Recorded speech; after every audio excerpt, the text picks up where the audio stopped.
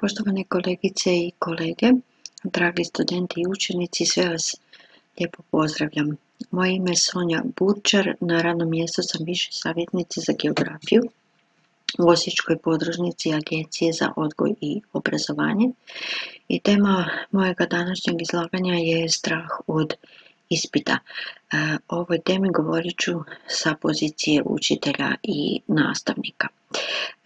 Ovaj prvi slajd, odnosno fotografija ovog prekrasnog zaljeva fjorda, zapravo trebala bi napraviti neku poveznicu sa predmetnim područjem, odnosno strukom kojom se bavim, a ujedno i prvim, odnosno uvodnim slajdom sa ovom karikaturom, odnosno parodijom na jedno poznato likovno umjetničko slikarsko djelo norveškog slikara Edvarda Manka. Sa ovim slajdom sam vas htjela motivirati, a zapravo otkrivajući meni neke nepoznate činjenice, odnosno informacije o slikaru, kako o slikaru, tako i o ovom umjetničkom dijelu, naišla sam zapravo na brojne poveznice sa geografijom i zapravo počela sam gledati na neki drugi način i ovu sliku, jer zapravo može biti jedan dobar materijal za učenje i poučavanje geografije. Bilo kad bi se govorilo o vanjskom, odnosno egzogenom reljefu, fjordovima, bilo kad bi se govorilo o oblacima, odnosno klimatologiji. Ono što sam planirala vam reći jeste kad, gdje možemo prepoznati strah u učionici, kako stručne, odnosno profesionalne kompetencije učitelja i nastavnika mogu pomoći u prepoznavanju, ali i prevladavanju straha. Podsjetiti se na 3 pristupa vrednovanju, analizirati uključivo okruženje za učenje, vidjeti može li se to isto ostvariti i za vrednovanje, te opisati strategije za prevladavanje straha od ispita, odnosno ponuditi neke savjete. Ovo su okolnosti kada je, gotovo da kažemo, emocija straha potpuno očekivana, uobičajena i normalna. Bilo da ste učenici, odnosno kad se radi o našim učenicima, zatim studentima na fakultetima, zatim uvidu u nastavu kada ste pripravnik, a dolazi vam povjerenstvo za praćenje vašeg pripravničkog staža ili povjerenstvo za polaganje stručnog ispita, kada vam dolazi stručna služba škole, dakle stručni suradnik i ravnatelj na nastavu ili viši savjetnik ukoliko napredujete u zvanju, odnosno u struci. Kada držite predavanje, odnosno na javnom ste nastupu pred kolegama sustručnjacima ili kolegama nesustručnjacima. Svakako da te okolnosti prati ova emocija straha. Ono što bi mogli je svakako kontrolirati te emocije, upravljati njima, jer kako se osjećamo utječe na to kako mislimo, odnosno utječe na rezultate ispita, odnosno ovih situacija. Nasuprot uvidu u nastavu u kojemu dolazi bilo ravnatelj, bilo viši savjetnik, stručni suradnik, dakle iz neke pozicije moći, odnosno autoriteta, jedan relativno neugrožavajući oblik uvida u nastavu je zapravo kolegijalno opažanje. Pa evo, nadam se da će i ovo potaknuti neke od kolega da se zapravo uključe na taj način i zapravo doprinose i svom profesionalnom razvoju, a zapravo iz te neke pozicije ravnopravnosti, jednakosti, uzajamnosti mogu zapravo dati neku povratnu informaciju kolegama gdje mogu poboljšati, odnosno promijeniti svoje poučavanje. U nekim od škola znam da je to već i uobičajena praksa. Kompetencije možemo na različite načine definirati, ali je svakako to jedna kombinacija i znanja i razumijevanja i vještina, ali isto tako i stavova, odnosno samostalnosti i odgovornosti. Pa zapravo uključujemo kako i kognitivne, tako i metakognitivne vještine, znači svijest o vlastitom učenju, ali neke druge intelektualne, odnosno praktične međuljudske vještine i zapravo etičke vrijednosti. Dijelimo ih na generičke, opće, zajedničke i one usko ili predmetno specifične, karakteristične za pojedina predmetna područja. Ulaganje u kvalitetu obrazovanja, odnosno kvalitetu nastave, zapravo ulažemo u učiteljske kompetencije, ili bolje reći ulaganjem u učiteljske kompetencije zapravo i povećavamo, podižemo kvalitetu ishoda učenja, odnosno same nastave. Kompetencije učitelja mogu biti stručne, odnosno profesionalne. Stručne bi se odnosile na svakako učinkovito djelovanje u razredu, poznavanje struke, odnosno edukacijskih znanosti, organizaciju i ostvarivanje neposrednog odgojno-obrazovnog rada, planiranja, programiranja i pripremanja nastave, te praćenja, provjeravanja, ocjenjivanja, odnosno vrednovanja učenika. Profesionalne bi bile socijalne, u razredu, u radnoj sredini, u lokalnoj zajednici, u suradnji sa institucijama odgoja i obrazovanja, osposobljenost za suradništvo i rad u timu, te komunikacijske kompetencije, odnosno osposobljenost za mentorstvo. Organizacijske, unutar, odnosno izvan škole, kompetencije profesionalne odgovornosti, razvijanja vlastite profesionalne odgovornosti i primjene informacijsko-komunikacijskih tehnologija.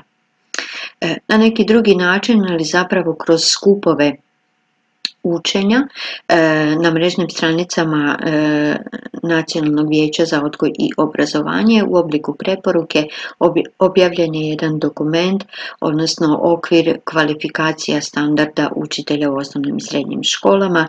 Sada trenutno koristi i za, odnosno kao alat u svrhu napredovanja kako učitelja, nastavnika, tako i stručnih suradnika, odnosno ravnatelja. Na neki drugi način možda zapravo navedene sve ove profesionalne, odnosno stručne kompetencije učitelja. Kako bi bilo to poticajno okruženje za učenje? Svakako jedna okolina u kojoj je i socijalno i fizički zapravo osjeća se sigurnim učenik, poticajno virtualno okruženje za njegovo učenje, okruženje u kojemu se učenici uključuju u sve nastavne aktivnosti, ostvarujući tako svoje potencijale, odnosno interese. U takvom okruženju jasna su, razumljiva, zajednički dogovorena između učitelja i učenika pravila ponašanja.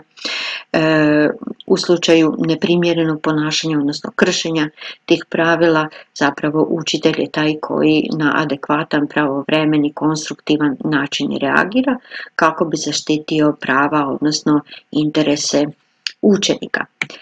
Uspješni učitelj stvara pozitivno radno okruženje za učenje na način da potiče učenike na suradnju, na poštivanje, na uvažavanje različitosti, pohvaljuje njihov trud, inicijativu, postavlja visoka očekivanja kako za sebe, tako i za učenike. Bloom na možda neki drugi način, dakle od dna prema vrhu, preko znanja, odnosno razumijevanja, primjene, analize, vrednovanja i kreacije, odnosno sinteze. Vrednovanje naučenoga rezultira ocjenom, provjera je to ostvarenosti planiranih ishoda. Vrednovanjem za učenje dajemo povratnu informaciju koja unapređuje, odnosno planira daljnje, odnosno buduće učenje i poučavanje, a ovim vrednovanjem kao učenje učenike stavljamo u poziciju samo vrednovanja vlastitog procesa učenja, odnosno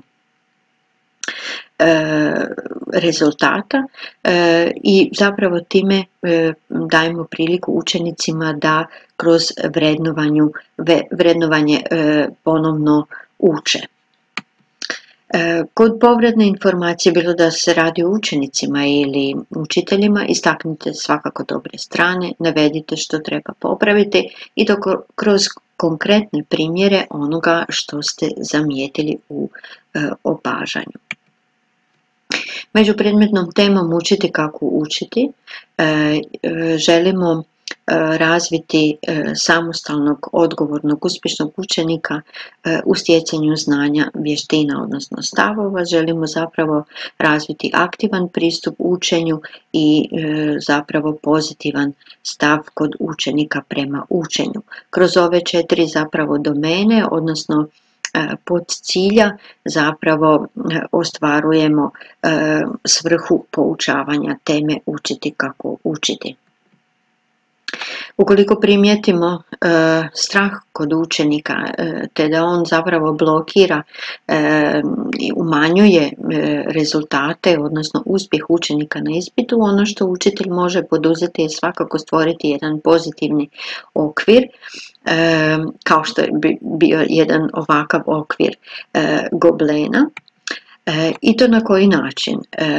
Ponajprije poštivajući učenikov psihofizički razvoj, odnosno njegovo mentalno, odnosno emocionalno stanje za vrijeme ispita, poraditi s učenicima na strategijama učenja, uključiti ih u proces učenja, znači učenici razumiju svrhu, odnosno sam proces učenja, upoznati ih sa formatom, odnosno izgledom ispita, također sa kriterijima i načinima ocjenjivanja, odnosno vrednovanja njihovih rezultata uspjeha, razgovarati o strahu od ispita, surađivati kako sa učenicima, njihovim roditeljima, tako i kolegama, drugim učiteljima te stručnim suradnicima.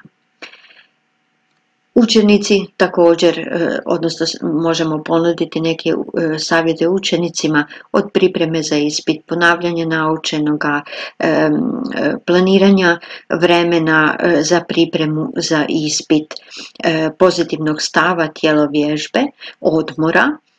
Svakako naglasiti da kad pročitaju upute, ukoliko ne razumiju, trebaju javiti se nastavnicima, planirati svoje vrijeme prema zadacima, ovisno o njihovoj težini, skoncentrirati se na ispit, uspoređivati se sa sobom, porazgovarati o strahu od ispita i sa učiteljem i sa roditeljima i pedagogom. Roditeljima također, oni mogu biti od velike pomoći svojoj djeci, uključiti se u planiranje učenja, neka ono bude svakodnevno, neka se domaće zadaće i sve druge obaveze redovito ispunjavaju, razgovarati sa svojom djecom o ispitu, provjeravati rezultate, ukoliko dolazi do nerazumijevanja, potražiti savjet od učitelja, svakako stručnog suradnika. U svakom slučaju ohrabrivati ih na bolje rezultate. Za pedagoge, odnosno psihologe, također oni u okviru djelokruga svojih zaduženja mogu puno toga ponuditi i roditeljima, odnosno učenicima na satovima razrednika kroz radionice, savjetima kolegama učiteljima, da svakako poučavaju prema kurikulumu, odnosno nastavnom planu i programu, a ne prema ispitu. Nadam se da sam uspjela ono što je planirano i reći. Zahvaljujem se na pažnji, želim vam svako dobro i dobro zdravlje.